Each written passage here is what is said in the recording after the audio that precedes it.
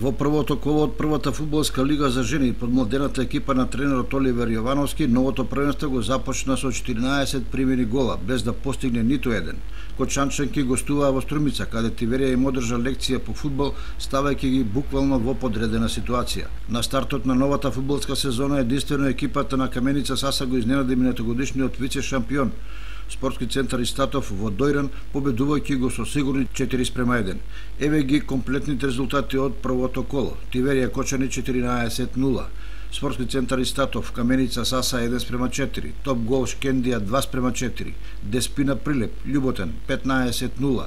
Драгон Речица 7:0. Атлетико Плачковица 6:1 и во Велес Борец Ас Юнајтед 0:6.